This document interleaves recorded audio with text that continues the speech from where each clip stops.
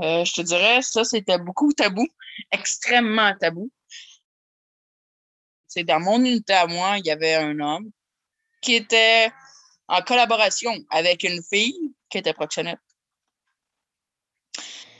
qui laissait la porte ouvrir pour que eux autres ils se poussent, sachant très bien qu'au bout de la rue, la fille qui était partie avec l'autre fille qui recrutait, qu'elle allait se remettre dans un coffre de char.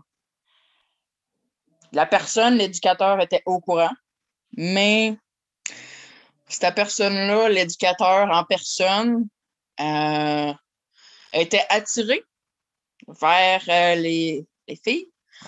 Euh,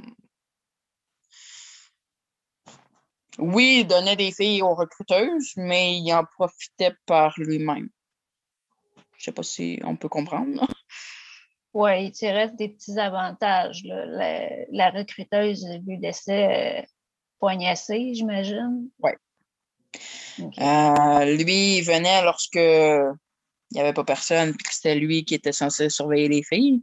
Il venait dans les chambres, puis il faisait ce qu'il avait à faire. Ouais. Ça, c'était un intervenant de plancher, là, je veux dire, Oh oui. standard comme n'importe quel autre, là. C'était pas... parce que des fois, on entend des histoires aussi avec les gardiens de nuit, là.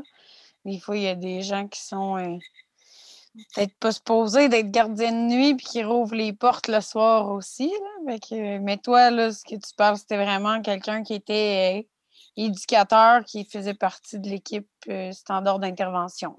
Oui, oui, oui, exactement. C'était toujours le même. Écoute, c'était même pas un remplaçant, hein, c'était un éducateur plancher qu'on appelle, là.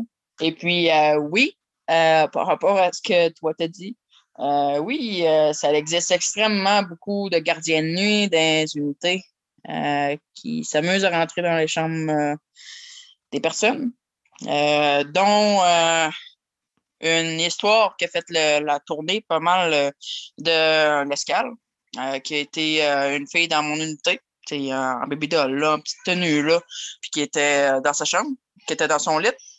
Et puis, il s'est passé quelque chose entre ces deux-là.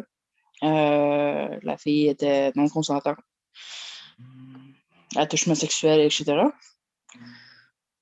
Et puis, elle l'a dit à ses éducateurs, qui était la même que la mienne.